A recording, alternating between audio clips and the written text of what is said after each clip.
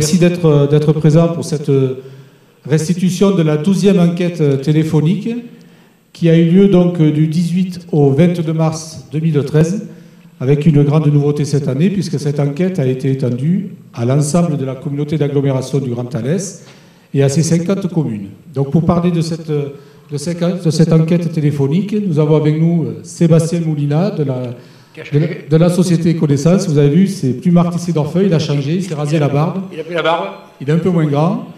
Donc Sébastien va être à nos côtés durant toute la soirée pour présenter les résultats de cette enquête, avec bien entendu le maire d'Alès et président de l'agglomération, Max Roustan, et puis quelques témoins que nous inviterons à nous rejoindre au cours de cette soirée sur un certain nombre de sujets. Donc voilà, nous allons attaquer par, disons, la présentation un peu globale de cette enquête par Sébastien Moulina, à qui je cède la parole. Merci Bernard. Bonsoir mesdames, bonsoir messieurs, bonsoir monsieur le président et monsieur le maire, puisque vous êtes ici avec la double casquette de la ville et de l'agglo de Alès Agglomération. Nous allons ce soir vous présenter les résultats donc, de cette enquête qui s'est déroulée du 18 au 22 mars et également les jours suivants pour des rappels, pour compléter pour ceux qui ont volontairement souhaité être rappelés plus tard ou qui n'étaient pas encore joignables. On a fait jusqu'à 6 tentatives sur l'ensemble des numéros qui étaient à notre disposition. Vous l'avez sous les yeux, 34 438 appels, enfin en tout cas décrochés. Cela veut dire que dessus, vous avez non pas simplement ceux qui ont répondu, mais également des répondeurs qui ont été détectés, et les répondeurs ont été à nouveau rappelés, pour arriver à un chiffre que nous allons voir dans la diapo suivante, mais celui-ci est important, il est arrivé à 26 663 foyers finalement joints, et les réponses aux questions ont été de 8 427. Une participation en hausse par rapport à 2012, même si le nombre de communes n'était pas la même, on était encore sur Alès, sur le Grand Alès, avec l'augmentation du nombre de communes et la création d'Alès Agglomération. Vous avez un plus grand nombre de foyers concernés, mais vous avez aussi une augmentation de cette participation d'environ un peu moins d'1%, mais qui est quand même significatif. Alors justement, la première question qu'on voudrait se poser, c'est est-ce que les nouvelles communes arrivées à l'agglomération ont participé de la même façon que les communes plus anciennes du Grand Alès? C'est une mesure, c'est quelque chose qui est facile à mesurer puisque nous les avons comparés avec les résultats quand il y avait le Grand Alès et maintenant Alès Agglomération. Nous avons une représentation quasi identique à la démographie de l'ensemble des communes, des 50 communes de votre agglomération. Nous avons à peu près, Alès compte pour 42% dans votre agglomération, et nous avons à peu près 44-45% des Alésiens qui composent l'ensemble des réponses obtenues. Ce qui est intéressant aussi, ce sont l'ensemble des messages laissés sur la boîte vocale qui était à votre disposition. Ils sont au nombre de 1372 et ils représentent à peu près 6 heures d'enregistrement qui vont être exploités, qui vont être transmis à la mairie et qui vont permettre aussi à l'agglomération de répondre à des petites préoccupations des uns et des autres, des préoccupations personnelles, des préoccupations d'une rue, d'un détail de la vie courante, mais qui vont permettre aux services de répondre au mieux aux attentes de la population. C'est ce que nous faisons à longueur d'année, faisons à peu près une quinzaine de consultations comme celle-ci, mais Alès, finalement, est celle qui, comme une autre petite agglomération dans le sud-ouest, le fait chaque année, mais elle a été la pionnière dans cet exercice direct de démocratie directe vis-à-vis de la population, et cette 12e enquête téléphonique nous a permis de répondre à un certain nombre de questions importantes pour vous, Monsieur le Président et Monsieur le maire, sur l'avenir et sur un instantané, une photographie de ce qu'est Alès aujourd'hui et de ce que sera Alès demain. Donc 1372 messages. On a envie de vous poser la question, est-ce que ce sont que des messages de félicitations pour Max Roustan? Non. Moi, j'ai commencé à en lire quelques-uns, parce que les 1300, je ne les ai pas épuisés, mais je les ai classés. Voilà. Grosso modo, il y en a 1000 qui sont positifs, il y en a 60 qui sont mitigés, et une trentaine injurieux. Voilà, parce que nous avons Vous avez le schéma. Nous avons pris le parti de vous retransmettre dans l'intégralité ces messages, même lorsqu'ils étaient un petit peu désagréables, mais peut-être un certain nombre de personnes ont souhaité avoir un moyen d'expression et pouvoir s'adresser directement aux élus. Il y en a qui rompent l'anonymat en disant « je suis madame un tel de telle rue, de telle commune et j'ai un problème », et il y en a d'autres qui restent totalement anonymes. La CNIL, qui va contrôler nos travaux, nous oblige à rester et à maintenir cet anonymat qui est très important pour la population, puisqu'elle peut comme ça s'exprimer librement, et puis ensuite, après, pour les élus, pour avoir quelque chose, un dialogue réel, et non pas simplement un élu face à des personnes qui seraient peut-être un peu gênées par une expression directe. L'inconvénient, c'est qu'on ne pourra pas leur répondre à cela. On ne peut pas leur répondre, puisque l'anonymat est une des règles. 1100 personnes ont également souhaité ne plus être rappelées. C'est une obligation de la CNIL de dire « j'ai été appelé, mais je n'ai plus envie d'être appelé l'année prochaine ». Et comme c'est un exercice que l'on fait d'année en année, ceux qui ont demandé à ne plus y être l'année dernière n'ont pas été appelés cette année. Alors, penchons-nous un petit peu sur des statistiques assez pertinentes sur la répartition des genres, on va dire, des répondants. C'est toujours une majorité féminine qui est de l'ordre de 56,3% et de 36% pour les hommes. Et les répartitions par âge, vous le voyez, elle est très classique, avec une faible représentativité des moins de 25 ans, mais comme dans toutes nos consultations, c'est la plus grosse difficulté. Et cette année, pour essayer de l'améliorer, nous avons appelé un certain nombre de portables. La répartition géographique. J'en ai parlé tout à l'heure, avec une représentation classique. Ça correspond à la réalité du territoire, à 45,3 contre 54,7 sur les autres communes d'Alès Agglomération.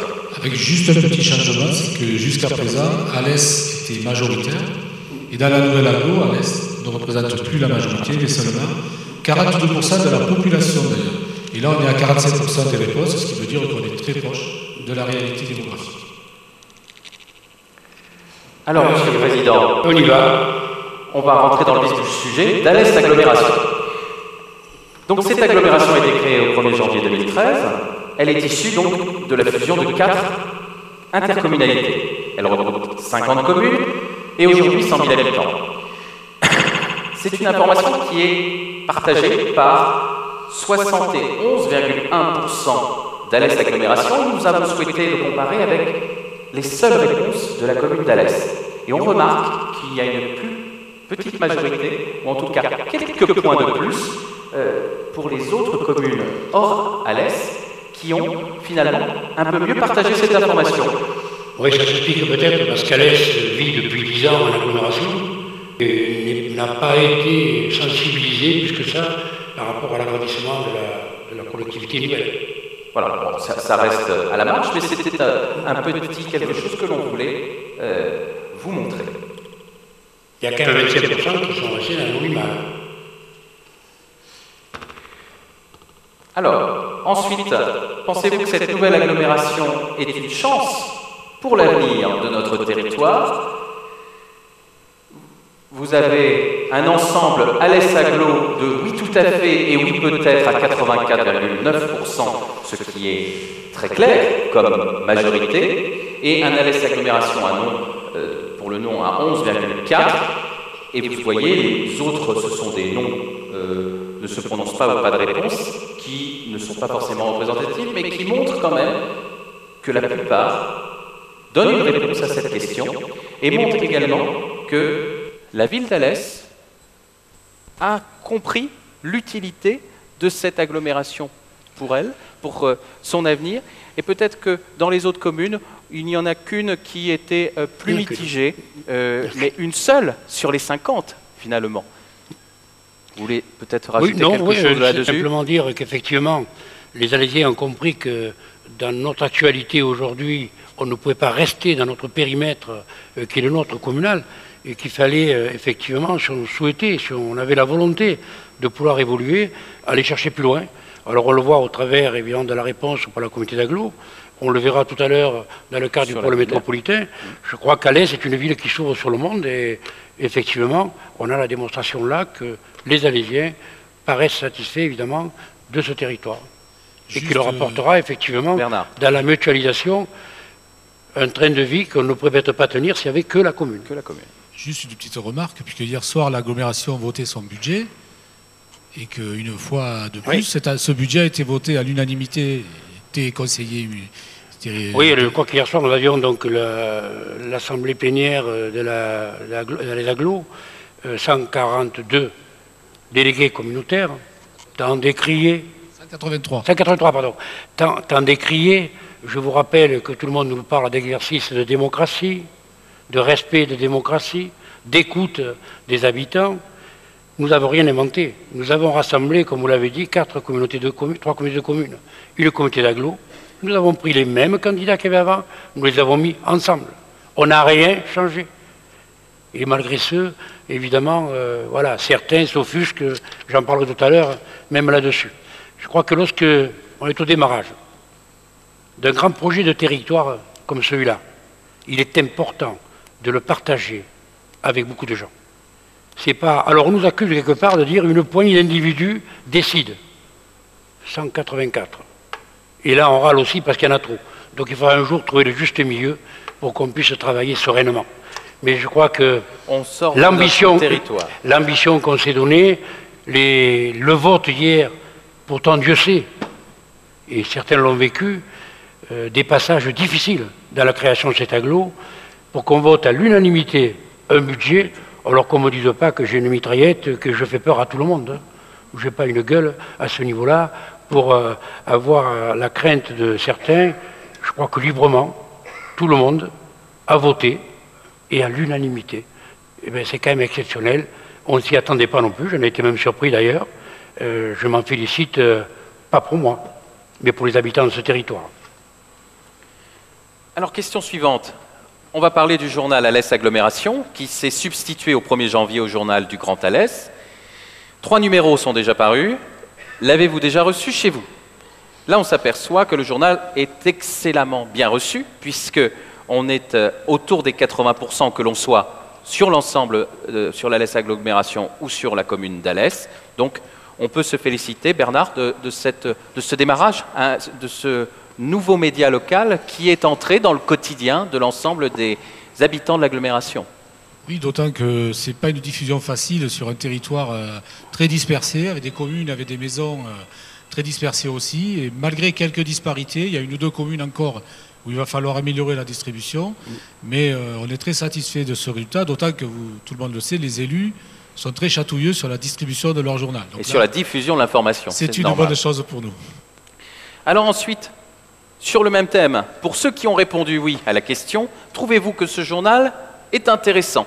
Et là, on a sur l'ensemble de l'agglomération un 92,6, c'est un quasi plébiscite, et sur Alès Ville, 94,8.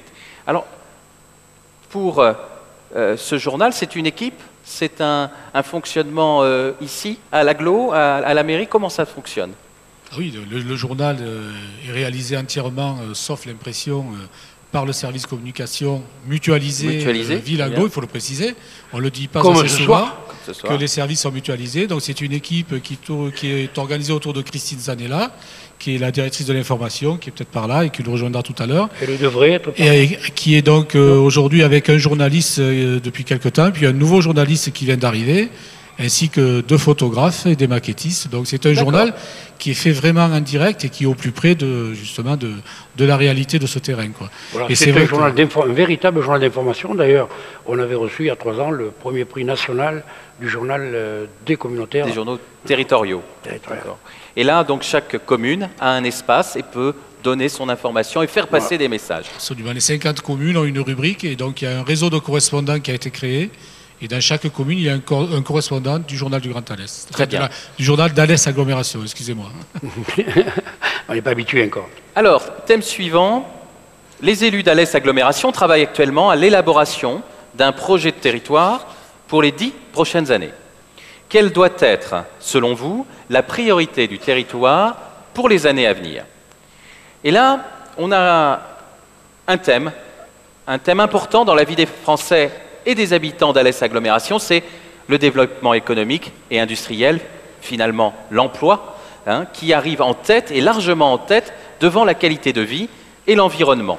Si on se penche un petit peu sur les résultats des années antérieures, on s'aperçoit qu'il y a peut-être un changement, en tout cas un changement significatif dans le souhait des habitants sur la priorité du territoire. Peut-être souhaitez-vous en dire un mot, Monsieur le Président? Je crois que oui, parce que c'est un des éléments importants aujourd'hui. D'ailleurs, les sondés, les appelés, ont répondu effectivement favorablement, alors qu'ils ne le faisaient pas il y a 5 ans. On a inversé complètement les votes depuis 5 ans. Ce qui veut dire, contrairement à ce que certains disent, que cette enquête n'est pas un plébiscite ni pour le maire ni pour le président, mais tout simplement une vision qu'ont les habitants, les administrés de cette communauté d'agglo, et ils nous le font savoir. Alors c'est vrai que je me suis peut-être un peu trompé, j'avais dit développement économique lors de mes vœux, du tourisme en second, et de la ruralité. Je crois qu'ils ont positionné celle qui était avant la qualité de vie de l'environnement, qui précédait avant le développement économique industriel. Donc effectivement, la situation actuelle, surtout nationale, on va y revenir pour le local, fait que les gens sont sensibilisés aujourd'hui sur l'économie et l'industrie, le développement industrie, parce que l'emploi est un des éléments évidemment majeurs de la situation actuelle. Alors, Bernard, nous avons, je crois, on a peut-être des témoins, des invités. Donc, j'ai aperçu tout à l'heure Monsieur Frédéric Vallat de la société SGAI. Excusez-moi, j'ai un peu les lumières dans les yeux. On voit très bien. Voilà. Qui fait partie, qui est la société SGAI, qui s'est installée sur le site Richard Ducrot de Conillères, qui va nous rejoindre. Voilà. Et on avait aussi Monsieur Benabila, qui devait être parmi nous, de la société SDTech, mais je ne sais pas s'il est arrivé ou si... Bonsoir. Alors vous avez remarqué le changement de formule. Avant, vous voyez dans le coin de l'écran des témoins filmés. On nous a dit, ouais, mais c'est pipeau, tout ça. Vous leur avez filé le chocolat et puis ils ont témoigné, ils étaient contents. Bon, oui, on a souhaité effectivement c'est important aussi que de temps en temps, tous ces directeurs d'entreprise se montrent un peu et qu'on les voit, parce que bien souvent, ils sont dans l'ombre et on ne les connaît pas. Donc c'est important. À l'honneur. Ah, M. Benabila est en train de se garder. Voilà, peut-être. Donc on reviendra peut-être après sur la question, à travers cette question. Ah, il arrive. Voilà, il va nous rejoindre. Ben, il arrive sur les chapeaux de roue. Tout le monde connaît le dynamisme de cette entreprise. Donc tu vas faire ça au pied levé. Voilà, Monsieur Benabila, donc, qui est le PDG de la société SDTech. Bonsoir, bienvenue. Je ne vous expliquerai pas ce que fabrique exactement la société SDTech, parce que c'est un peu compliqué. Voilà. Alors, il me l'a expliqué une fois, mais je n'ai pas tout retenu. Donc c'est une société qui est basée à Piste Oasis, qui s'est considérablement développée, qui a pu s'installer dans des nouveaux locaux avec l'aide de la SEM-Alès, et qui vient aussi d'être distinguée par la Tribune comme parmi les 30 entreprises les plus innovantes de la région Languedoc-Roussillon. Mais je crois que ce qui est intéressant avec M. Benabila, c'est peut-être qu'il nous parle un peu de son parcours, parce qu'il est assez exemplaire de ce qu'est aujourd'hui le modèle de développement économique alésien, à travers un parcours qui est passé par l'école d'ingénieurs de l'école des mines et ainsi de suite. Donc il va peut-être un peu nous expliquer tout ça. Et ce qu'il pense du territoire. D'accord. Alors, Jalil Benabila, je dirige la société SDTech, qui veut dire Solide Divisé Technologie, en fait, qui est une société spécialisée dans les nanos et les micro-poudres à destination des industriels de différents secteurs, le secteur de la pharmacie, de la cosmétique, de la chimie et de la céramique, enfin tous différents secteurs, mais notamment ces trois-là. Puis, de temps en temps, on travaille avec l'agroalimentaire. SDTech, le parcours, c'est je suis un ancien élève de l'école des mines d'Alès. Viens avec moi, parce que là, on ne te voit pas. Je suis désolé, plus fort. J'étais. Ah ben, prends la chaîne, voilà. Voilà, je suis ancien élève de l'école des mines d'Alès. très ancien même. Et suite à l'école des mines où j'ai fait l'option matériaux, donc je suis ingénieur matériaux, j'ai fait le DEA et le doctorat à l'université de Montpellier, donc je suis resté pas très loin. Toujours dans le domaine du génie particulaire, donc le génie des procédés de toutes petites particules. Voilà, suite à ça, j'ai intégré l'incubateur de l'école des mines, donc je suis ce qu'on appelle un pur produit de l'école des mines et de la ville d'Alès, en fait, c'est ça. Donc j'ai développé mon projet avec mon collègue et ami Aziz Aïtamer. Et puis l'aventure a commencé. Il a fallu 3, 4, 5 ans pour mettre en place tout ça, parce que c'était un projet industriel qui nécessite des investissements très lourds. Et puis petit à petit, donc on a structuré la démarche. Et en 2006, à l'aide de la SEM d'Alès notamment et de l'agglomération, on a pu construire notre propre bâtiment. Et donc l'aventure économique a démarré. Et donc, SDTech aujourd'hui, c'est une entreprise qui représente quoi en termes de salariés Alors, nous sommes une petite entreprise. Nous sommes passés de 8 à 22 salariés aujourd'hui en 2 ans et demi. Nous recrutons, en ce moment, nous sommes sur un rythme de recrutement de 5 à 10 salariés. Par exemple, en 2013, on prévoit 8 à 12 salariés supplémentaires. Avec une spécificité, c'est qu'un salarié sur 2 à peu près est un ingénieur ou un docteur ingénieur. Donc on a une employabilité très qualifiée, ce qui fait qu'on n'a pas un volume de salariés très élevé parce qu'on pourrait recruter un ingénieur et 15 opérateurs. Nous, on fait à peu près 50-50, donc cadres et techniciens ou opérateurs. Et donc les marchés que vous traitez, vous les traitez avec qui? Dans quel domaine aujourd'hui? Alors on traite historiquement, puisqu'on était des élèves de l'école des mines, on travaillait beaucoup avec l'industrie minérale et l'industrie chimique. Donc on travaille avec tout ce qui est avec Lafarge, Saint-Gobain, Rhodia. Et puis, progressivement, d'autres industries, d'autres secteurs sont venus nous chercher et on n'a pas hésité à y aller. Donc, la cosmétique, aujourd'hui, on a des clients comme L'Oréal, comme Pierre Fabre, comme Sanofi ou GlaxoSmithKline. Et récemment, on a eu des gens comme Airbus qui nous ont sollicité pour un projet que tout le monde connaît. C'était les fameuses poussières du volcan islandais qui ont bloqué le ciel européen. Donc, on participe aujourd'hui à l'analyse et à la caractérisation de ces poussières de volcans islandais avec Airbus. Donc quand vous êtes arrivé un peu en cours de route, je reviens sur la question qui était posée dans le cadre de l'enquête téléphonique, dans laquelle on voit que la population d'Alès Agglomération place le développement économique et industriel au premier rang de ses préoccupations.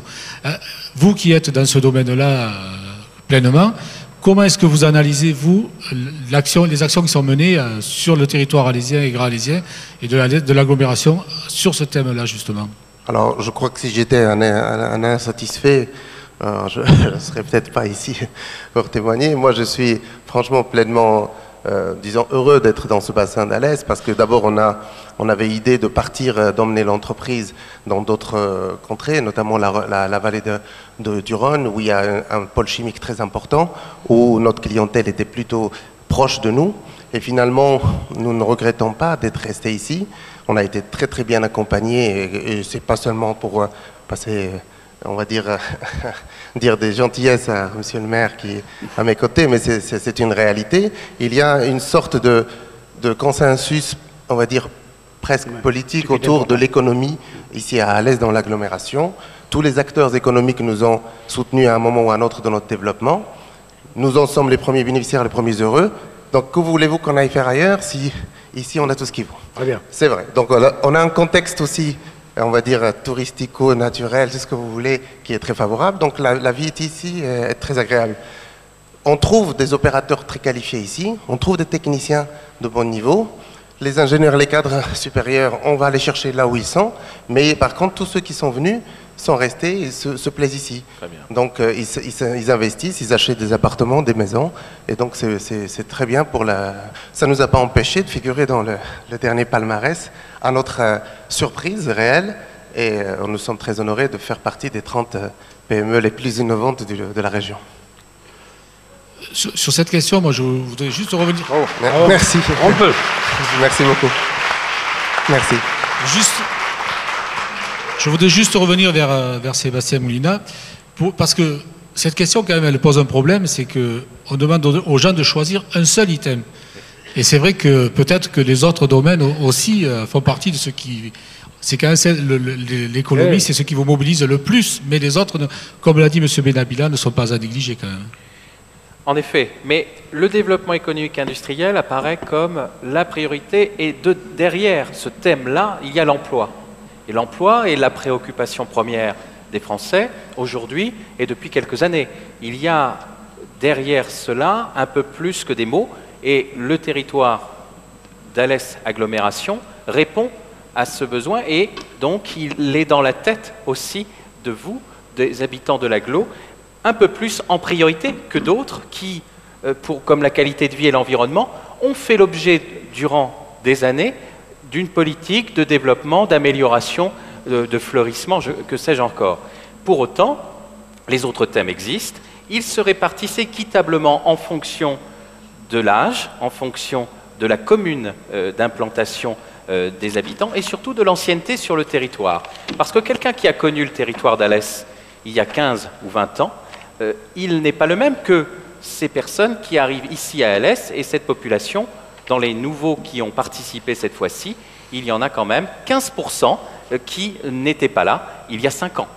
Donc c'est très important de voir que ça apparaît comme une priorité, mais derrière, il y a d'autres thèmes importants et il y a des réponses qui sont homogènes en fonction de l'âge, de la ville ou du village dans lequel on habite. Même des villages.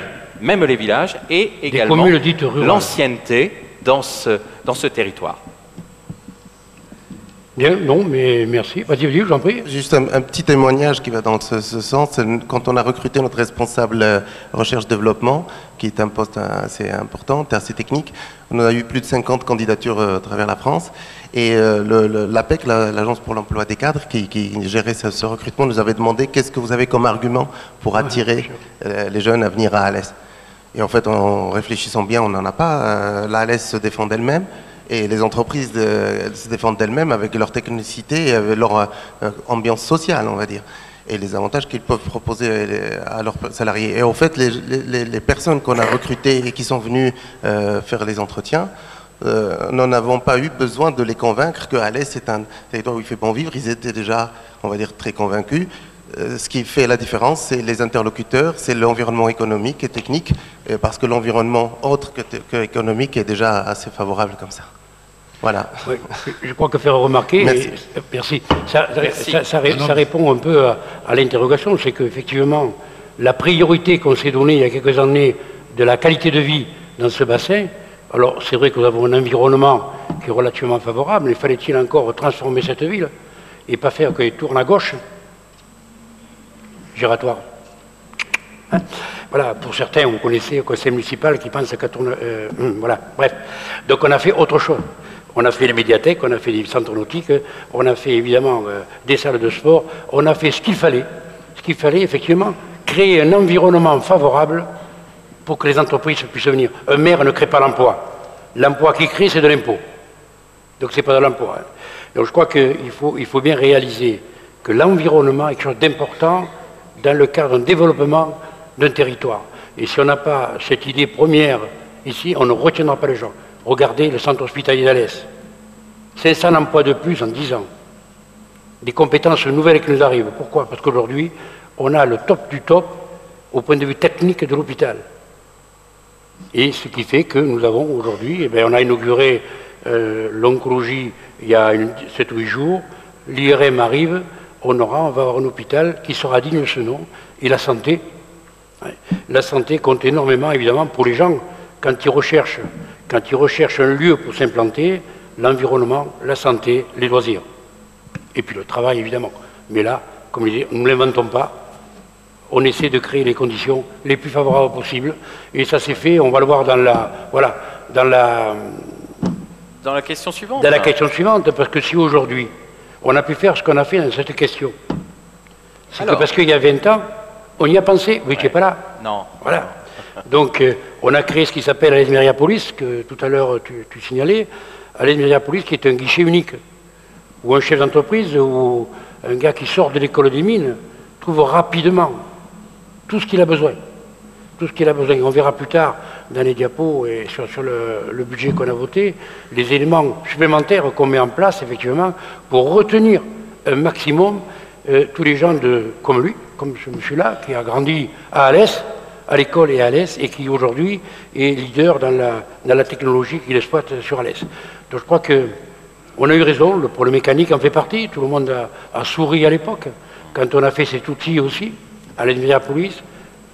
Le pôle mécanique, c'est un outil où on ne délocalise pas l'entreprise, puisque son outil est fixe. Donc tout ça fait qu'aujourd'hui, entre les bonnes conditions créées d'environnemental, les conditions d'accueil des entreprises qui sont aujourd'hui créées, les choses vont bien. Je crois qu'on a encore, tu parlais tout à l'heure de la réunion d'hier soir au niveau les agglos, nous avons vendu 7 terrains pour les entreprises nouvelles. Alors contrairement aux idées reçues et aux grincheux, effectivement, on le verra après quand on parlera du budget, les choses vont pas trop mal. Mais effectivement, on ne gomme pas le chômage qui existe malheureusement et qui sera périn tant que nous aurons 6 000 logements sociaux sur Alès, évidemment. Alors, cela nous permet peut-être de prendre un autre exemple, Bernard. Hein. Nous avons un deuxième invité qui va pouvoir commenter notre question qui s'est affichée, mais je te laisse le présenter. Donc, peut-être passer le micro à Frédéric Vallat. J'ai déjà un peu présenté tout à l'heure. Donc, qui est, bien entendu, qui est le directeur de l'entreprise SGAI, qui nous présentera cette entreprise tout à l'heure, qui s'est installé donc dans ces locaux qu'on voit derrière, qui sont les plus vieux locaux de Richard Ducrot sur Alès, les locaux historiques, je dirais, à Connières. Et donc sur une partie où tout le bâtiment, il va nous l'expliquer. Donc ces bâtiments qui aujourd'hui retrouvent vie grâce à cette entreprise. Donc Monsieur Vallat, on va peut-être vous laisser vous présenter. Oui, bonsoir. Oui, donc on est arrivé en juin dernier sur l'agglomération d'Alès. On était à la recherche, à travers un projet industriel, de locaux plus grands que ce qu'on pouvait avoir sur nos sites respectifs il y a quelques mois. Et donc on travaillait depuis plusieurs mois avec différentes agglomérations et différents points dans le Gard à une implantation et un regroupement de diverses activités de notre groupe. Donc on a travaillé plusieurs mois avec les gens de l'agglo sur différentes solutions et s'est dégagé au cours du temps une solution sur les anciens bâtiments de Richard Ducrot. Donc aujourd'hui nous occupons l'intégralité du site avec donc sur 3 entreprises. Il y a une entreprise alisienne aussi qui nous a rejoint, qui est la société EGTS qui fait du traitement de surface. Et donc on a pu mettre en œuvre notre projet industriel et créer réaliser ce qui était notre objectif. Donc aujourd'hui, votre société, c'est combien de personnes sur le site alors ? Ça fluctue en fonction de notre activité. On a varié, donc en décembre on était autour de 240 sur le site. En ce moment nous sommes à peu près 90. Donc on va revenir peut-être à la question, puis on verra avec vous. Ça nous a permis d'introduire notre intervenant, mais la communauté d'agglomération a joué un rôle majeur pour cette réindustrialisation. Je crois que là, je reviens à ce que je disais, on ne crée pas l'emploi, mais on crée l'environnement favorable. Et là, on est sur un sujet vraiment brûlant sur Alès, où effectivement, on peut faire 2 petits commentaires. Le premier, c'est que lorsque cette terrible nouvelle est arrivée sur Alès de la fermeture des établissements de Richard Ducrot, vous avez tous connu, et vous avez tous participé, certainement comme tous les Alésiens, à cette grande manifestation de soutien pour que, effectivement, elle continue à vivre. Nous y étions. Lorsqu'il a fallu prendre à bras le corps le problème, envers et contre tous, comme d'autres problèmes d'ailleurs qu'on parlera après, mais la communauté d'agglomération s'est mise en marche. S'est mise en marche seule, à la fois intellectuellement et financièrement. Contrairement aux grands qui font des grandes déclarations politiques et qui viennent au moment où effectivement il y a les télés, après il n'y a plus personne. Il n'y a que ceux qui travaillent. Et effectivement, grâce au travail assidu d'Alès Myriapolis, des services, ils ont su d'abord remettre la main sur le patrimoine. Alors là, je ne vous dis pas ce que j'ai pu entendre. Roustan, il veut faire de l'immobilier, il va placer ses copains dans le béton, non pas dans le béton, sur le béton, etc. etc. Donc, aujourd'hui. On avait pris le pari à cette époque-là que, un an après, Richard Decroix serait réindustrialisé. On l'a classé dans le plus, de telle manière que cette parcelle de patrimoine alésien reste industrialisée, malgré qu'elle est en cœur de ville. Certains auraient pu en profiter, effectivement, pour dire qu'il faut mettre ça en rocade, et on laisse ce patrimoine-là à la construction pour les habitants ou des espaces. On a voulu, parce que d'abord j'ai travaillé chez Richard Decroix, je connaissais l'entreprise, et ensuite parce qu'effectivement, je crois que là il y avait un symbole fort pour ce bassin qui a énormément souffert de la désindustrialisation, de conserver ce patrimoine. Et effectivement, alors dans la recherche, nous avons trouvé cet homme courageux, parce qu'il faut l'être aujourd'hui, monter une entreprise aujourd'hui dans les contextes actuels, il faut l'être. Et je crois que nous avons pendant un an bien travaillé ensemble. Ça n'a pas été facile, il a fallu passer des étapes qui étaient compliquées. Et aujourd'hui, on est fiers de dire que 2 ans après et demi, on a pratiquement reformé le même capital d'humain au travail. Donc juste peut-être, oui. Vous êtes fiers, mais on peut dire que c'est... Alors, vous êtes bien remerciés quand même par la population. Par rapport aux autres slides que nous avons vus tout à l'heure avec ces réponses qui étaient partagées entre le oui tout à fait et le oui plutôt, vous avez là la seule question qui met en tête et de très très loin le oui tout à fait. Si on l'additionne avec le oui plutôt, nous avons des chiffres qui sont au-delà des 90%, mais le oui tout à fait pour les seuls habitants d'Alès représente près de 82%, ce qui est un quasi-plébiscite. C'est-à-dire que tout le monde, dans son quotidien, dans sa famille, dans ses souvenirs, a une histoire, comme vous l'exprimiez bien, avec le site Richard Decroix. Il n'y a que mon opposition municipale. Il n'y a que qu'on lui réponde. Non. Sans doute. Alors on a quand même continué sur ce site-là, parce que M. Vallat n'est pas venu tout seul, effectivement, il est venu avec une équipe, et il a continué à construire, puisqu'il est venu avec 40 salariés ou 60, je ne sais pas. Oui, on avait 2 structures quand on est arrivé. Il y en a une qui avait 23 personnes et l'autre 14 personnes. Et aujourd'hui, on est 75, quand on regroupe les deux. Ouais, donc, oui, effectivement, on a pu se déplacer. Moi, je voulais revenir sur le fait que quand on est arrivé, on a eu une bonne écoute par Monsieur le maire, puisqu'il nous a expliqué qu'il avait travaillé chez Richard Decroix et que donc on a très vite vu son implication.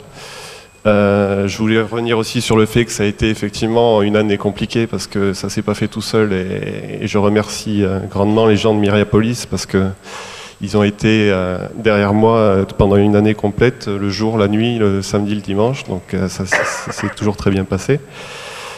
Et effectivement, on a pu arriver au bout de notre objectif industriel et à réindustrialiser ce site. Et aujourd'hui, c'est un choix que vous assumez pleinement et que vous ne regrettez pas, je suppose. Non, enfin, pas du tout, non. Non, on est très bien sur Alès, il n'y a pas de souci de ce côté-là. On a toujours l'écoute qu'on attend, donc tout se passe bien.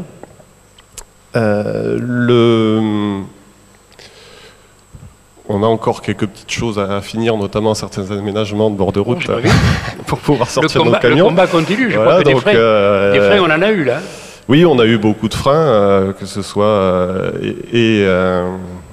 et au niveau des terrains et au niveau de certaines instances qui nous ont pas vraiment facilité la tâche. Donc on a eu l'appui et le soutien nécessaire de toutes vos équipes pour arriver à résoudre tout ça.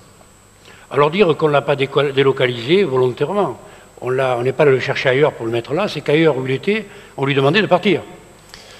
Oui, on n'avait pas de possibilité d'extension, que ce soit sur la ville d'Uzès ou sur la ville de la Grand-Combe, où on avait nos 2 structures. Donc, on était, nous aussi, comme beaucoup d'entreprises, dans un contexte de crise. On voyait un peu nos marges s'effondrer et nos chiffres d'affaires baisser.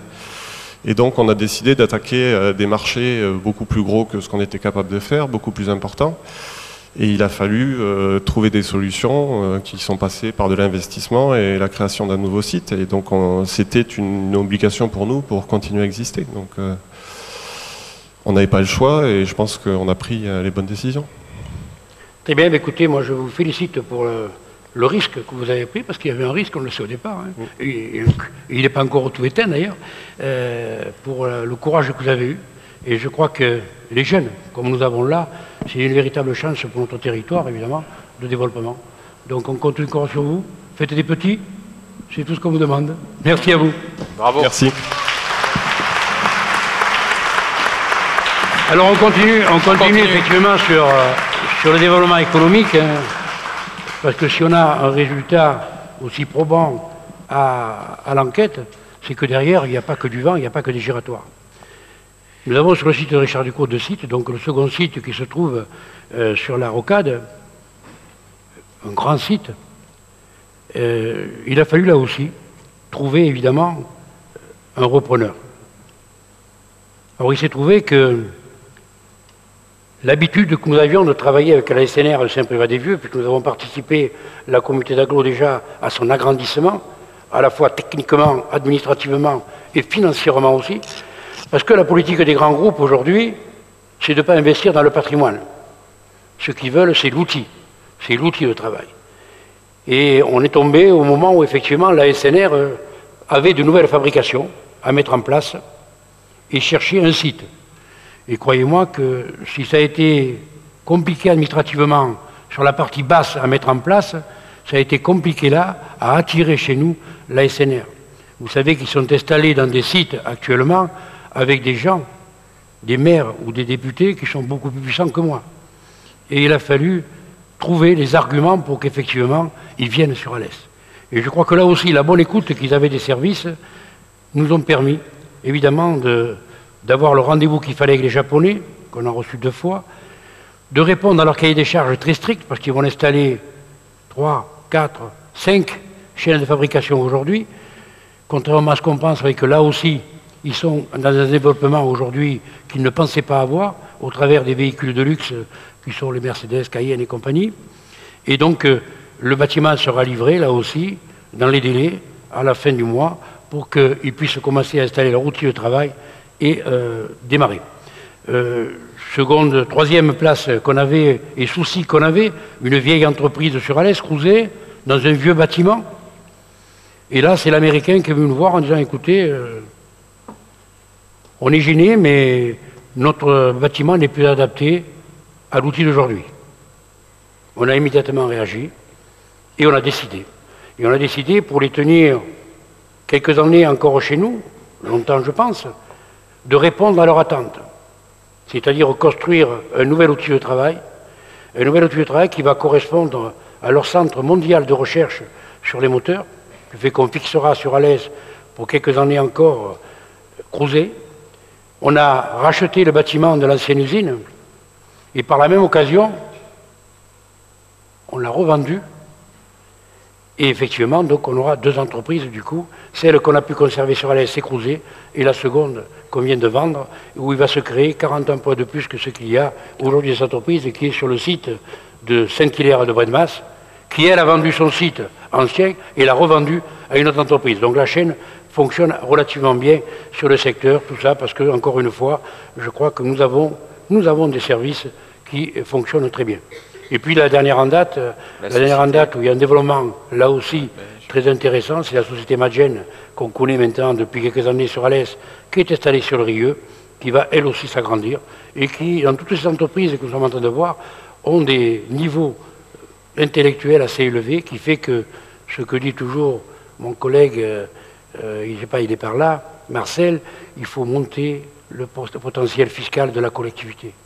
Si on veut aider, continuer à vivre avec 5000 logements sociaux et apporter le bien-être à nos habitants, il faut qu'effectivement on ait des richesses qui viennent d'ailleurs. Et c'est pour ça d'ailleurs qu'on continue dans le domaine économique, qui est quand même, je rappelle, le principal financeur jusqu'à aujourd'hui de la communauté d'agglo d'Alès. C'était le seul financeur que nous avions. Le centre nautique n'a jamais été payé par les familles. Il a été payé par les entreprises. L'école de musique a été payée par les entreprises, pas par les familles. Aujourd'hui, les choses vont changer puisque la loi d'aménagement du territoire, etc., a modifié les choses, mais c'est toujours l'entreprise qui est le lieu de financement de nos collectivités majeures. Et pour continuer, évidemment, On vient de le voir pour ce jeune qui a monté son entreprise sur Alès, sortant de l'école des mines, ce qu'on appelle un Science Park, c'est unique en France. Nous avons créé dans l'école des mines, nous avons construit dans l'école des mines des bureaux ateliers pour que ces élèves chercheurs puissent devenir leurs propres entrepreneurs et continuer à travailler avec, évidemment, les compétences qu'ils ont besoin et qui se trouvent dans les ateliers de l'école des mines. Très bien.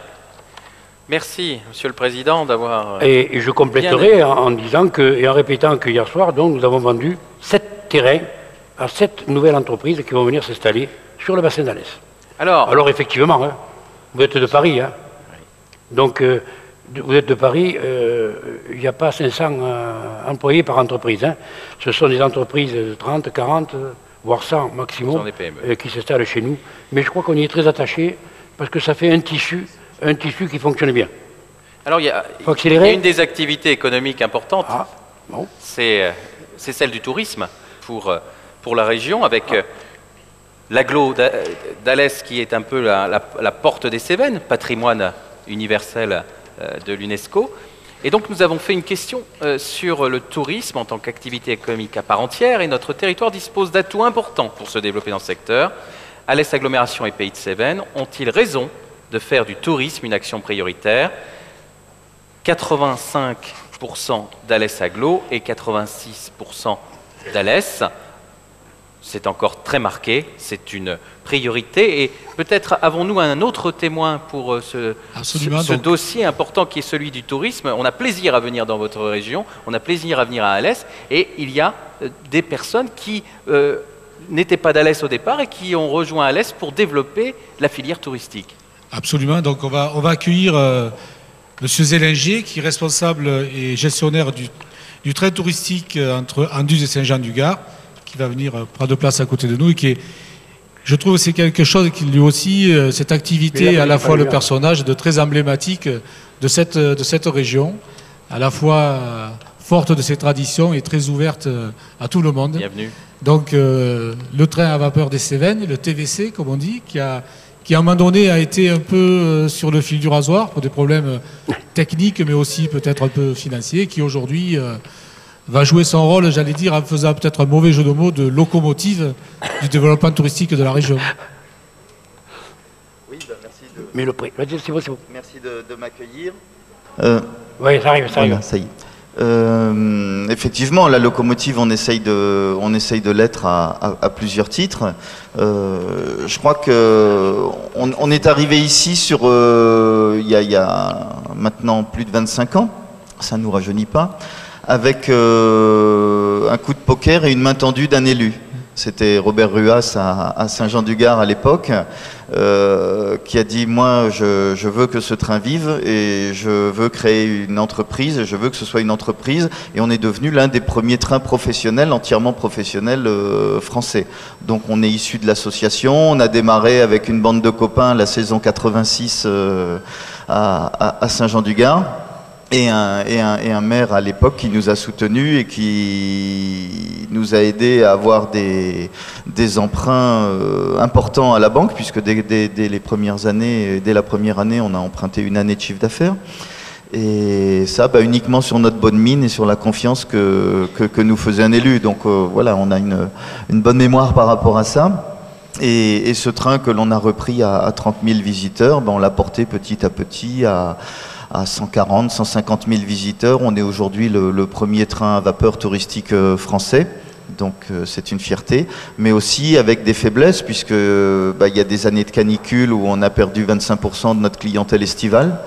Il y a des années de rochers qui nous ont arrêté notre exploitation en plein été par un principe de précaution et qui ont créé aussi une perte considérable.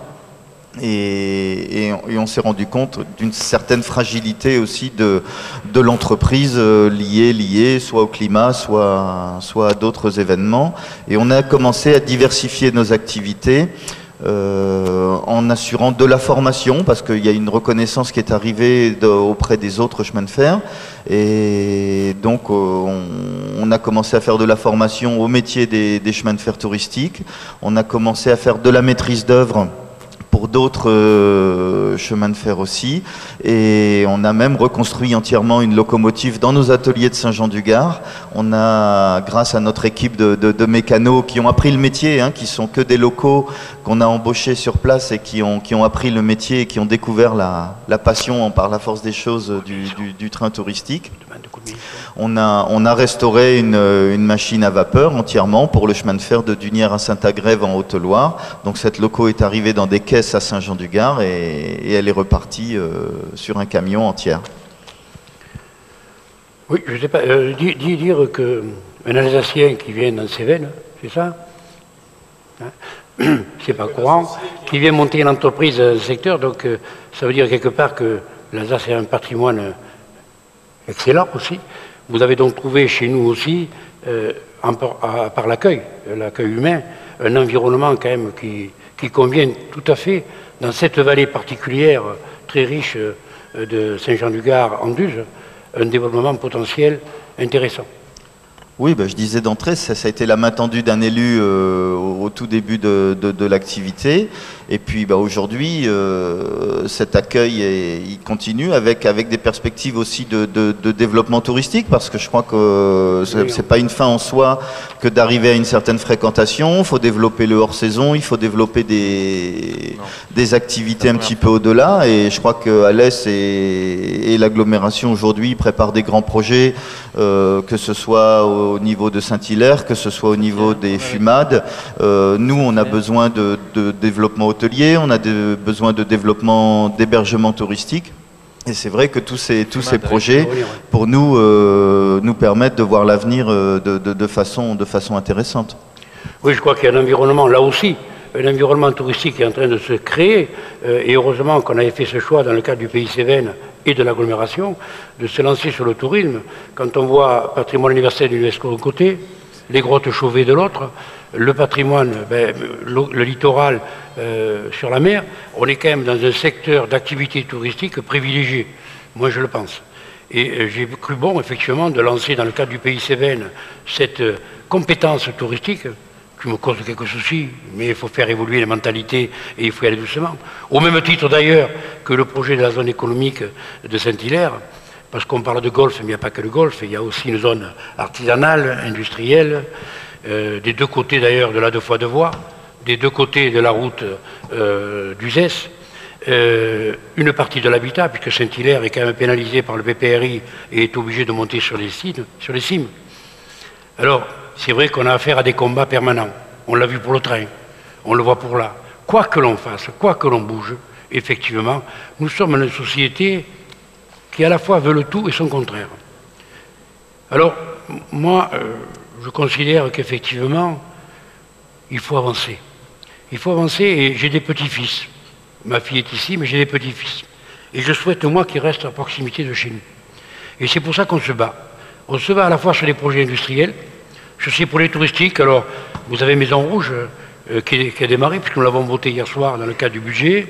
Ça sera le premier musée du Languedoc-Roussillon. C'est un musée de France, 2800 mètres carrés.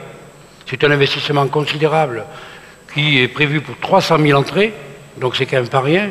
C'est dans la même longue que le train, évidemment, touristique, ça complétera cette vallée d'Anduze, très riche d'ailleurs déjà en investissement touristique, la grotte, musée du désert, etc. La bambouserie. Hein?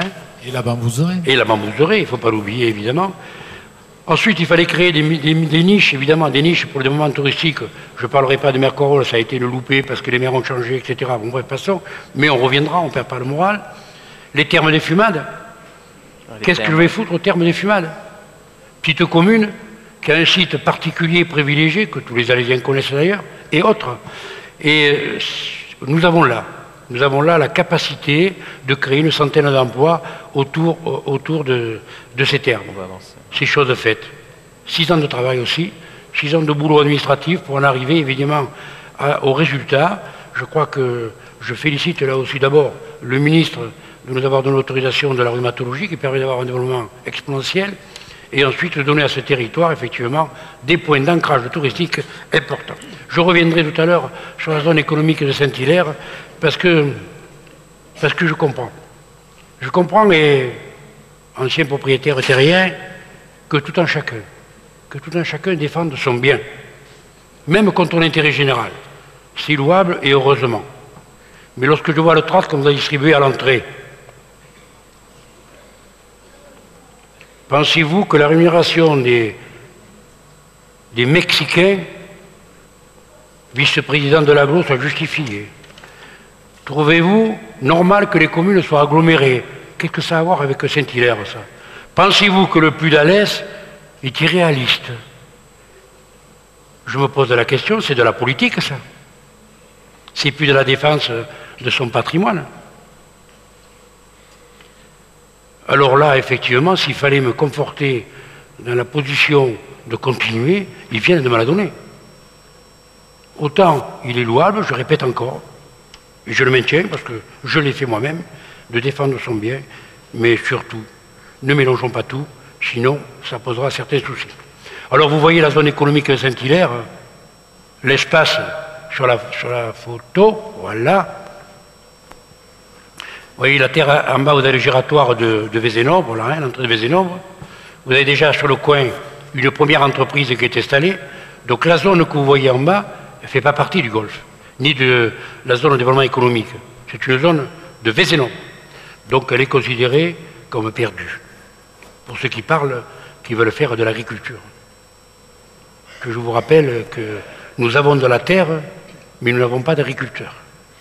Nous avons des commandes de produits, mais on n'a pas les agriculteurs pour les produire. Alors il y a des péréquations, des équations qui sont très difficiles à résoudre, et je souhaiterais. Jusqu'à aujourd'hui, je crois que sur ce site-là, nous avons acheté les terrains à l'amiable, sans problème particulier.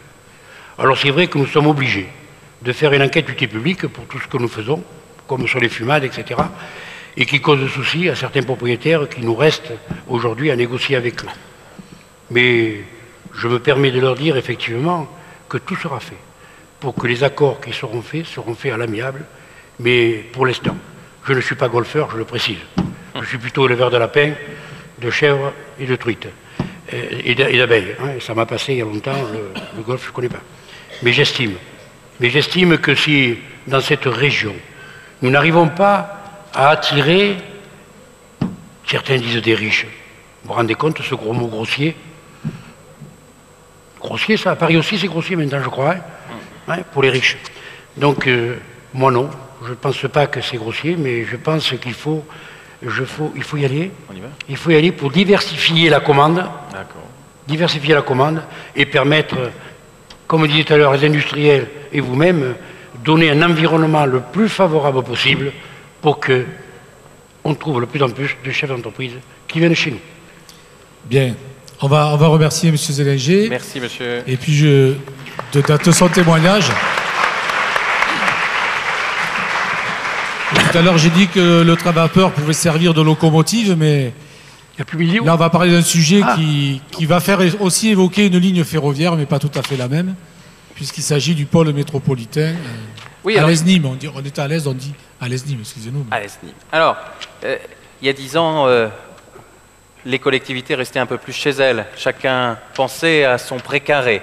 Aujourd'hui, on pense un peu plus à se regrouper pour peser un peu plus et essayer d'attirer sur ce même grand territoire un certain nombre d'investisseurs ou même de futurs habitants. Donc le pôle métropolitain Alès-Nîmes, qui regroupe Alès Agglomération et Nîmes Métropole, travaille aujourd'hui autour de 3 axes principaux. Pensez-vous que cette coopération doit se renforcer sur d'autres grands projets d'intérêt collectif? L'ensemble de l'agglomération d'Alès dit oui à 81,7% et Alès, la ville d'Alès en elle-même, un peu plus, à près de 85%. Monsieur le Président, un petit commentaire sur le fait qu'Alès regarde un petit peu vers chez ses voisins pour peser encore plus fortement? Mais je crois que là, nous touchons un point sensible au bassin alésien, et la réponse, pour moi, n'était pas évidente. Tout le monde connaît notre historique de patrimoine culturel et de concurrence entre Alès-Nîmes. Je ne veux pas parler du foot, évidemment, parce qu'à une époque, on était les frères ennemis, mais sur la situation. Je crois qu'aujourd'hui, territorialement parlant, Nîmes est à tous les accès. Autoroute, aéroport, TGV. Alès est un peu en retrait.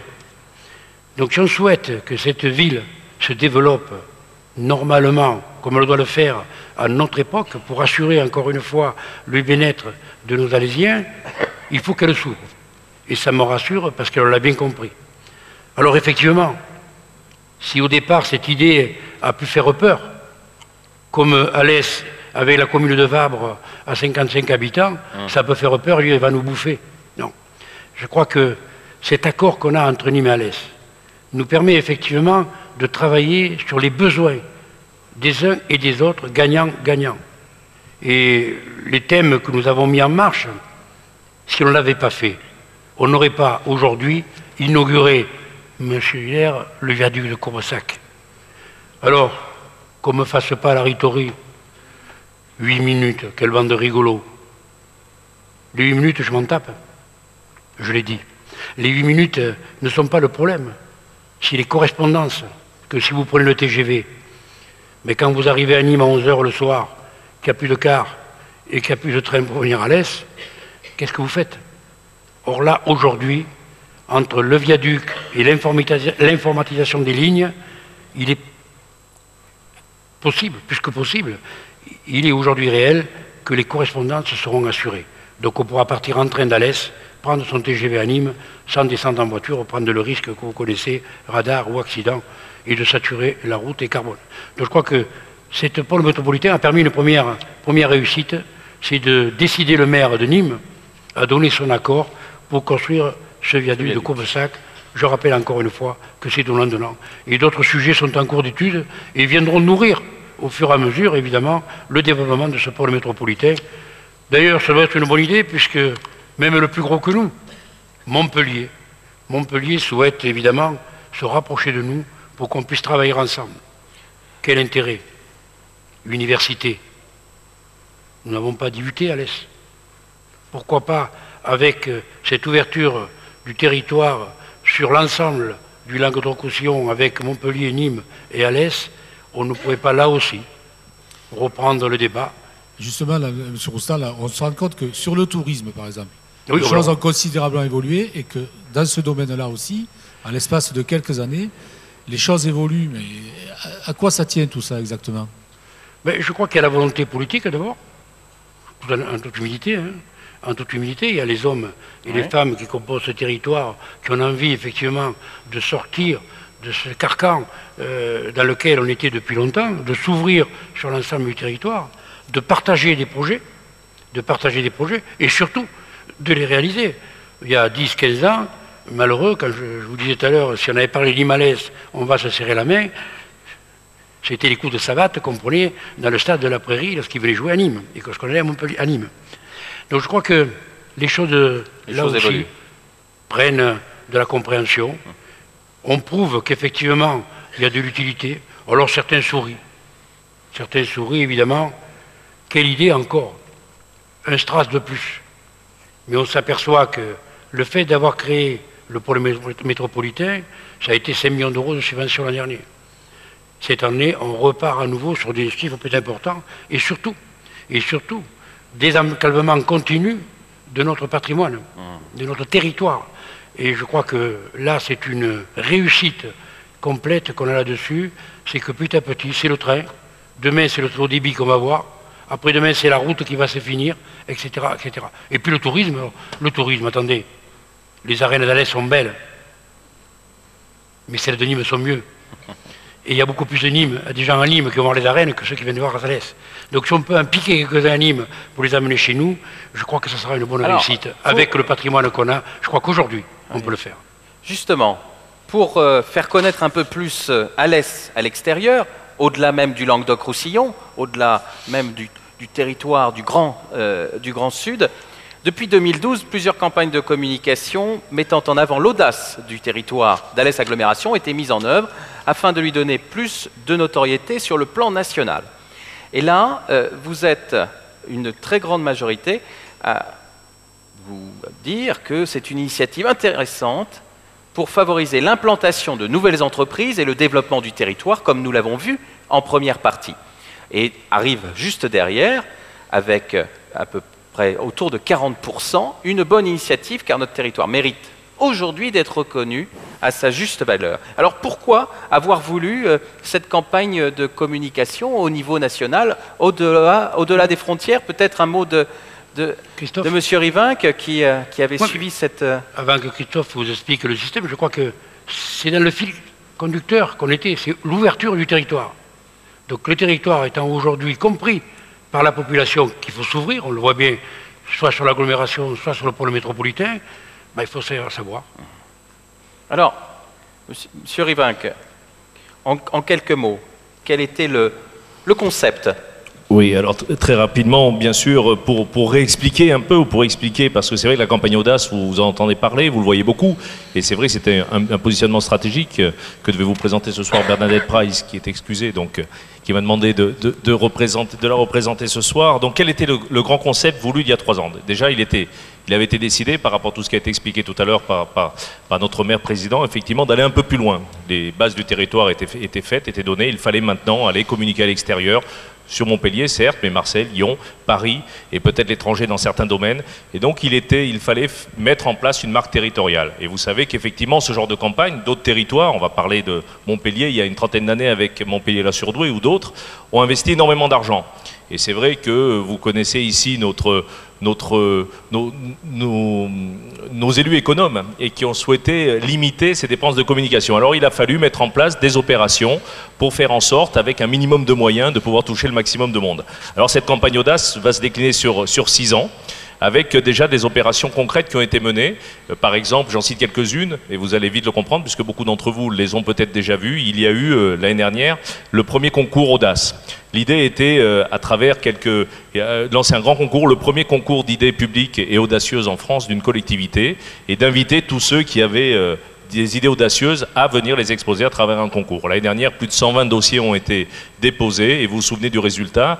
Un jury s'est réuni pendant 3 jours, a auditionné les candidats et ont déterminé 3 lauréats qui sont suivis aujourd'hui par Alès Myriapolis, qui ont reçu des prix, jusqu'à 80 000 euros de dons, de prix, et qui effectivement sont accompagnés. Donc notamment, vous vous souvenez, il y a des maisons en torchis, tout ça, ce sont des entreprises qui fonctionnent.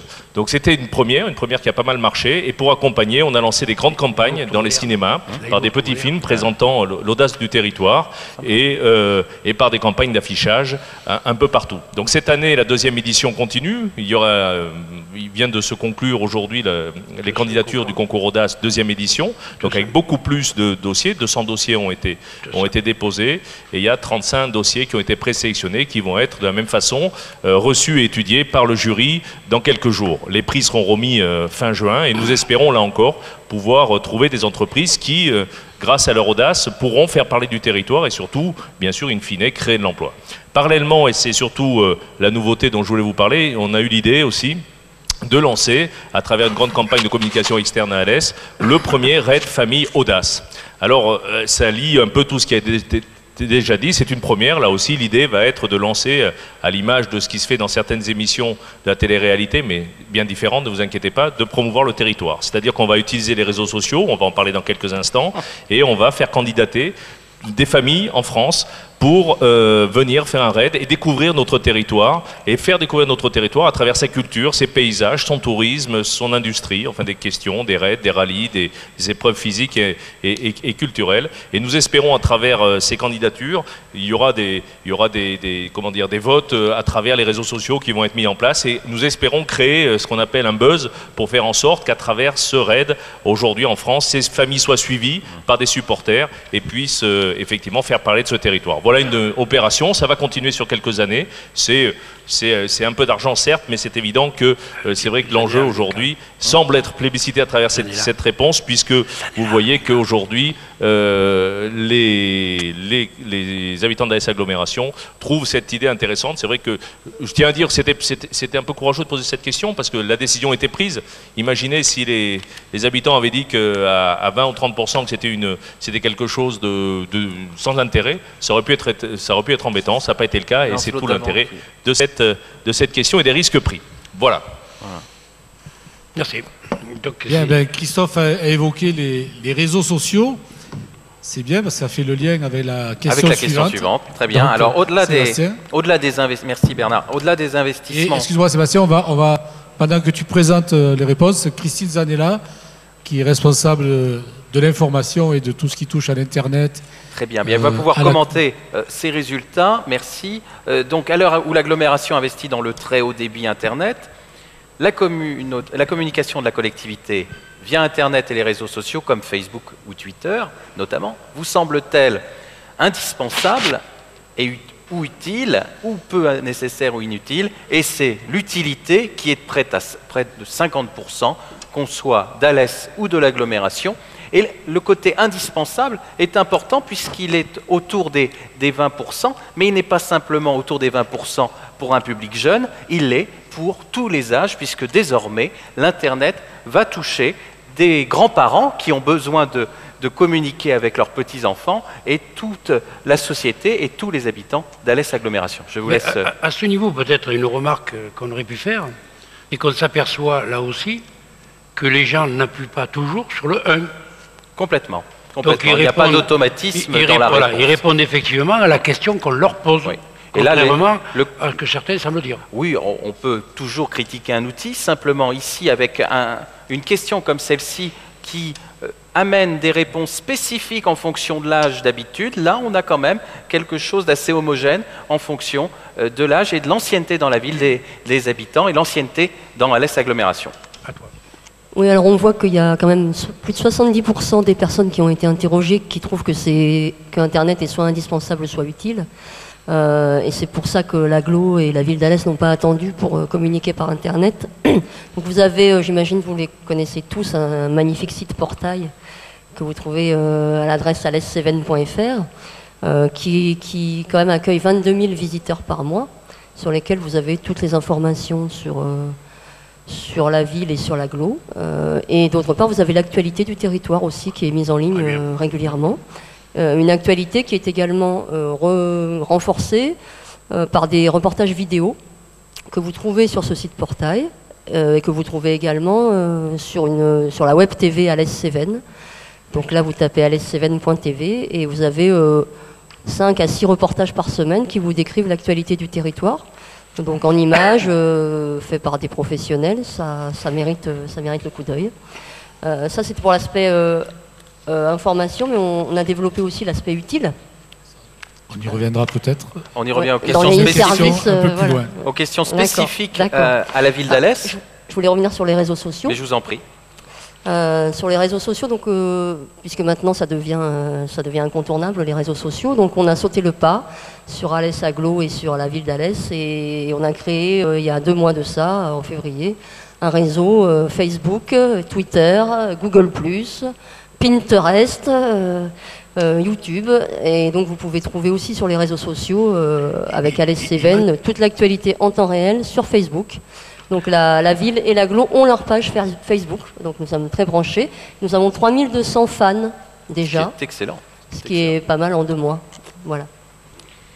Et j'ajouterais que quand on fait le tri par âge, c'est chez les 60 ans et plus que la réponse utile est la plus forte, avec 50% des réponses qu'on a. Donc c'est bien que ça touche toutes les générations et qu'en particulier chez les seniors, c'est un outil qui aujourd'hui est très utilisé, notamment quand les enfants s'éloignent du cocon familial. Et puis on a une évolution exponentielle de la part des gens qui utilisent Internet aujourd'hui. Donc c'est pour ça qu'on voit les résultats.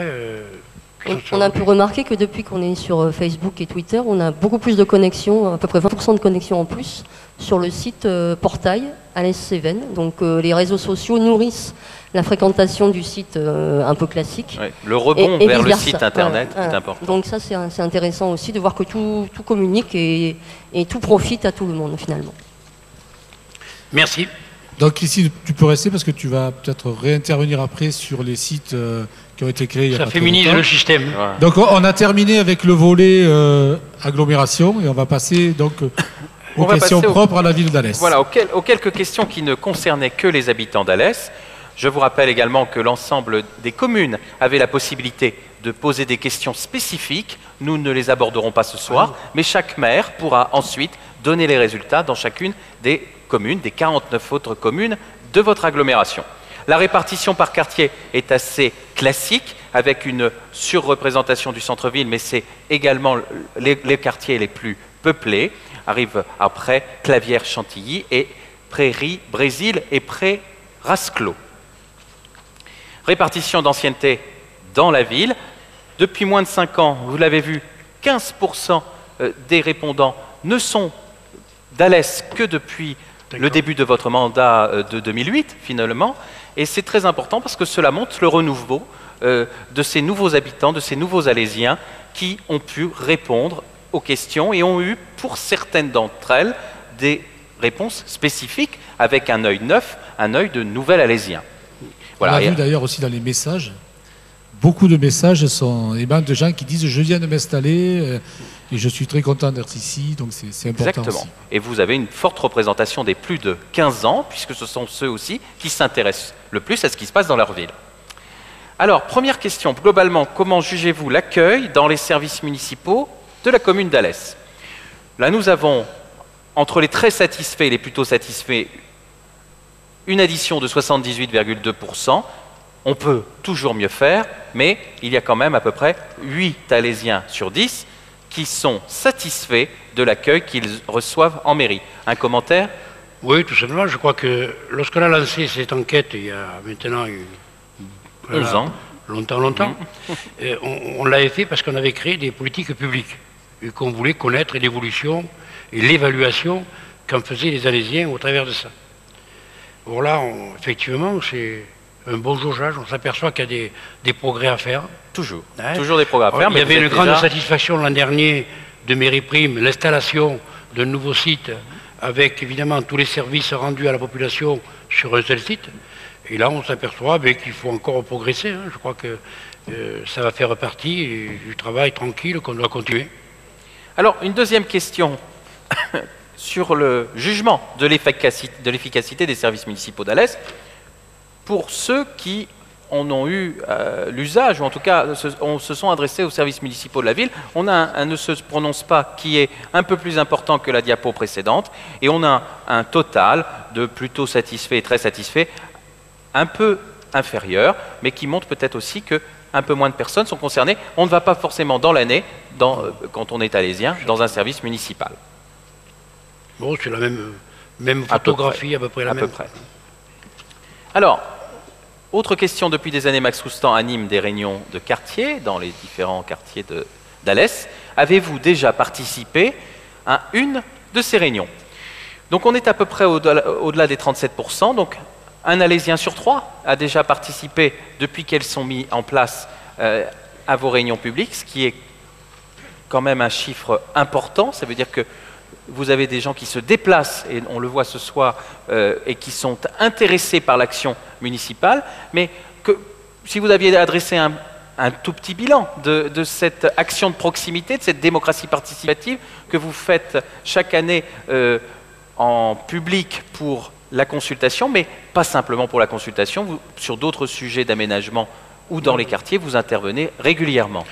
Tous les mois, il y a une réunion de quartier, donc, qui fait qu'effectivement ce relationnel établi maintenant depuis 15 ans fonctionne bien. Et effectivement, c'était une question que j'ai voulu poser parce qu'on voulait savoir où on se situait. C'est vrai que le vieillissement, l'habitude des choses fait qu'effectivement, on arrive à un désintéressement pratiquement naturel. Vous dites le vieillissement, on peut mettre un petit bémol parce que les gens qui participent le moins, ce sont les 25-39 ans. Ils sont moins de 20%. Vieillissement du système. Alors que d'accord. Parce que les autres sont beaucoup plus présents, y compris les moins de 25 ans. Y compris les moins de 25 ans, ce qui est important. Oui, parce que je pense qu'ils ont peut-être plus l'habitude de parler en public, où on s'aperçoit quand même que c'est l'inconvénient. Les gens ont de la difficulté des fois à parler en public et n'osent pas poser la question, ils viennent la poser après, c'est pareil. Ou ils la posent par notre outil téléphonique. Ou ils la posent maintenant par celui-là. Donc je crois qu'effectivement, 37% de la population qui participe à ces réunions de quartier, ça ne me satisfait pas. Il y aurait 100%, ça serait mieux. Mais je crois que c'est quand même un bon score vis-à-vis des autres collectivités, je ne sais pas.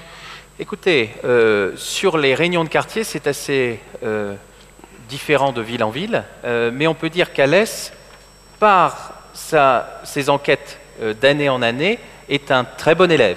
Après, que les habitants le perçoivent d'une manière satisfaisante, c'est une seconde étape très importante, parce qu'on peut être le meilleur élève, mais que la population ne reconnaisse pas ces efforts. Et là, on peut dire qu'ils sont reconnus par la diapositive suivante, qui est, pour ceux qui ont participé, diriez-vous que ces réunions sont utiles et efficaces? On est à plus de 80% des Alésiens qui le jugent efficace, avec oui tout à fait et oui plutôt réunis.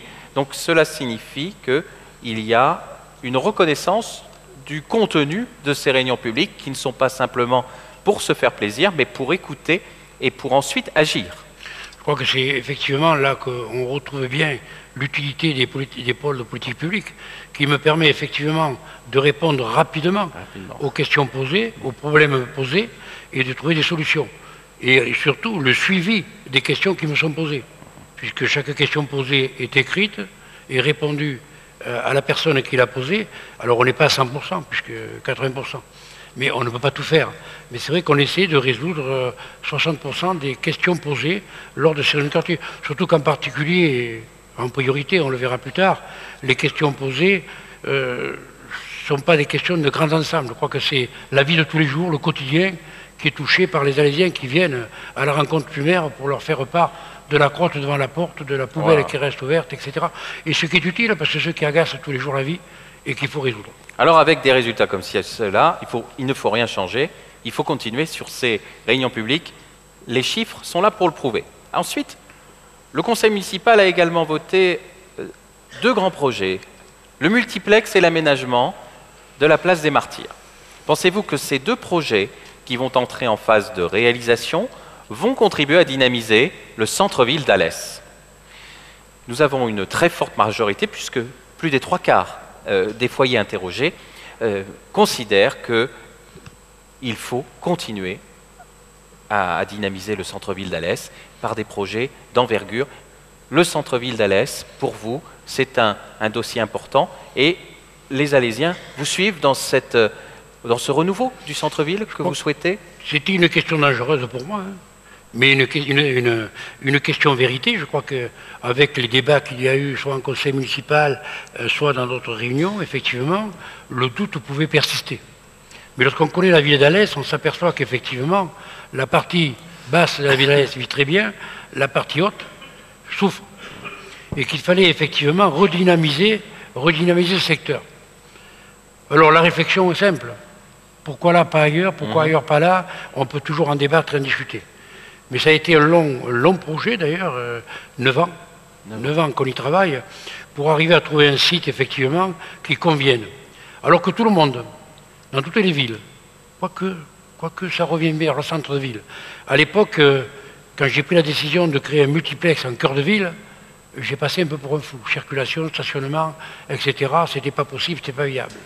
Alors qu'on sait qu'effectivement, aujourd'hui, on s'aperçoit que sortir en voiture, comme on dit tout à l'heure, les dangers que l'on peut avoir, soit sur la route, soit sur les radars, soit sur la table que l'on va manger au restaurant, il vaut mieux rester sur le cœur de ville où les personnes âgées, où les jeunes peuvent venir plus facilement, dans le cadre du multiplex qui va s'y créer, évidemment.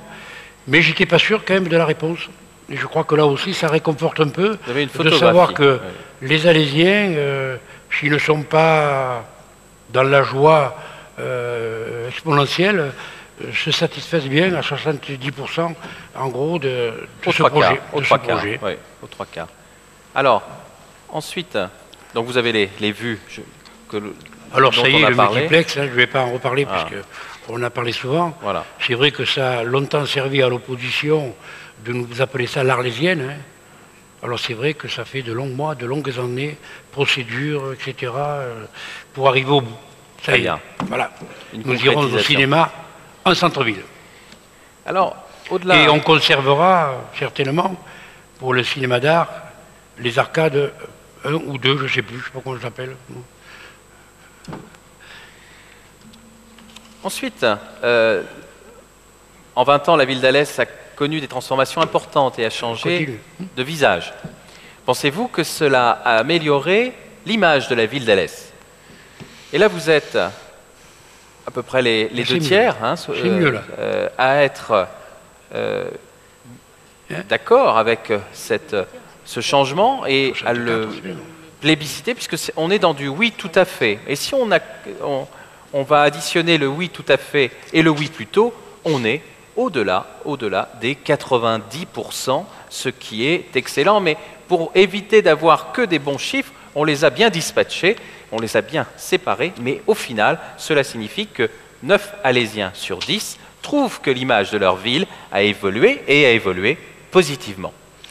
Mais écoutez, je m'en réjouis pour eux. Je crois que c'était l'objectif qu'on s'était donné et qu'on poursuivra encore, puisqu'on vient de voir avec la création de multiplex, d'un nouveau quartier, etc., qui apportera plus de satisfaction à tous les Alésiens.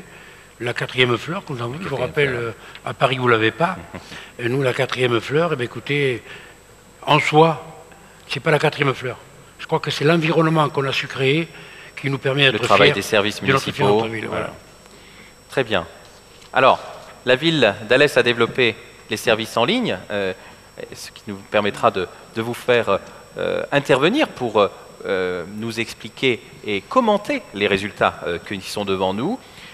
Donc ces services en ligne via Internet pour faciliter les démarches administratives, ce qu'on va appeler des e-démarches, état civil, urbanisme, espace famille, paiement en ligne. Avez-vous déjà utilisé ces services? 23,1% des foyers interrogés déclarent avoir utilisé ce service jusqu'à présent. Donc, peut-être un commentaire sur ce résultat et surtout rebondir sur ce que disait Max Roustan. Ce n'est pas la question 1 qui l'emporte toujours. Là, nous avons un témoignage avec le 23,1% de personnes, ce qui est déjà important, mais je vous laisse le commenter. On avait vu à la question sur Internet, dans les questions agglo, que 70% des sondés trouvent que Internet est utile ou indispensable. Et pourtant, il y a encore beaucoup de personnes qui ignorent que nous avons des e-services, que des e-services sont à leur disposition. Donc là, je pense qu'il faut qu'on communique davantage sur ces e-services parce que ça fonctionne, vous avez pas mal de choses. D'avoir le numéro vert, vous n'êtes pas obligé de téléphoner à la mairie. Vous avez le numéro vert sur Internet, sur le site portail, alès7.fr. Et on a quand même eu cette année 2500 demandes qui sont arrivées via Internet, ce qui représente 23% de toutes les demandes. 23%. En 30 concernant donc, les interventions qu'on demande à la mairie, que ce soit pour le lampadaire, le trou dans le trottoir ou un problème de poubelle. Enfin voilà. Donc les gens qui ont des choses à dire à la municipalité peuvent utiliser ce numéro vert. Alors, on peut certainement énormément augmenter ce chiffre, puisqu'il n'y en a que 23% qui sont au courant. Donc, je le dis déjà pour les personnes qui sont là. Il faudra qu'on le redise dans le journal Alès Agglo et par d'autres biais. Vous avez aussi un espace famille donc, qui est évoqué ici, qui permet aux familles, c'est quand même très important, de pouvoir réserver la cantine de leurs enfants en ligne et de pouvoir payer en ligne. Ça, c'est un service qui est en place depuis le mois de septembre. Pour l'instant, nous avons 600 familles qui réservent et payent en ligne, ce qui est un début, effectivement, ça pourrait être bien davantage. Donc, si vous avez des enfants à la cantine, n'hésitez pas à vous connecter sur l'espace famille, que vous trouverez aussi sur le site alès7.fr.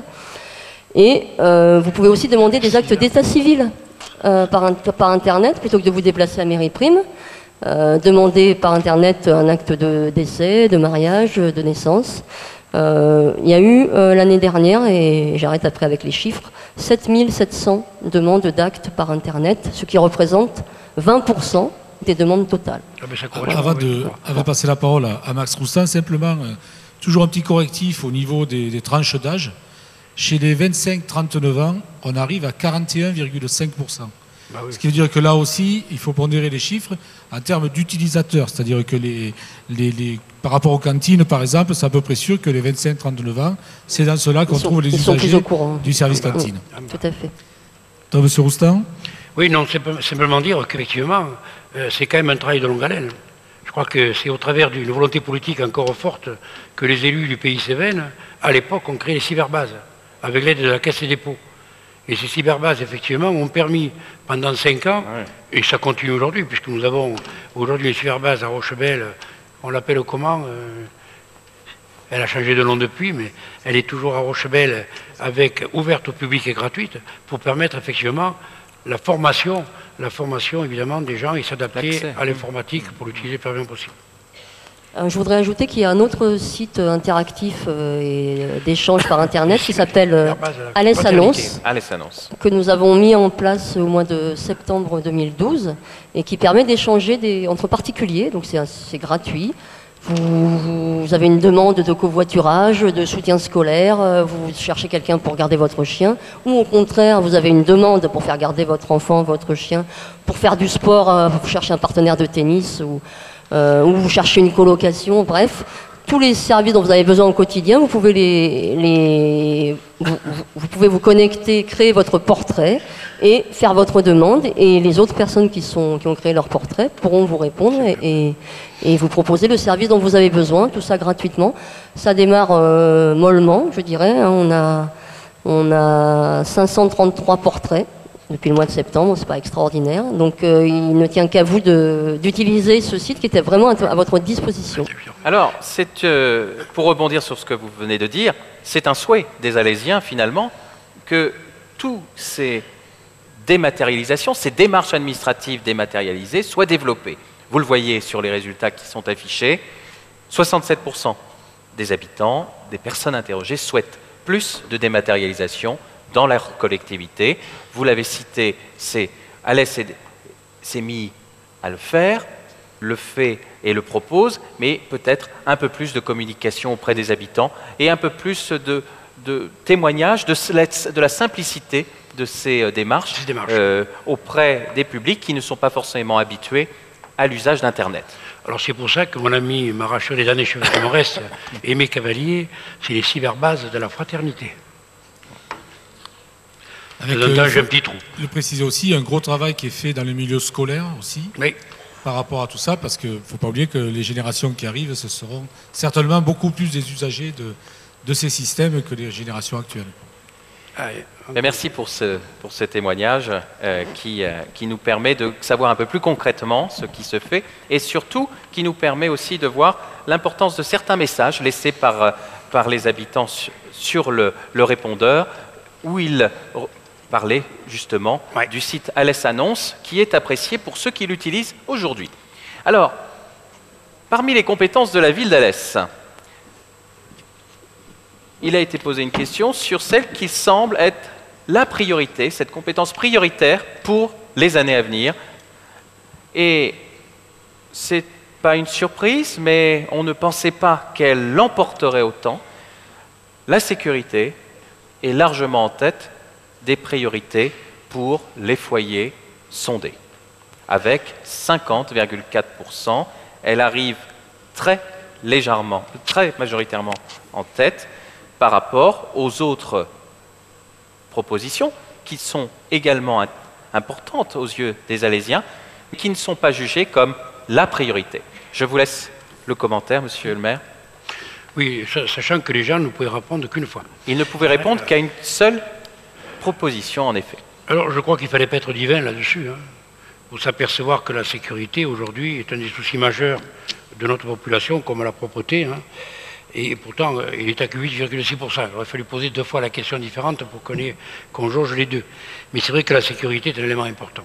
C'est un élément important dans notre vie de tous les jours. Et je crois que, malheureusement, les événements qui sont produits ces jours-ci ne font que prouver qu'effectivement, il faut se pencher à juger. C'est pour ça.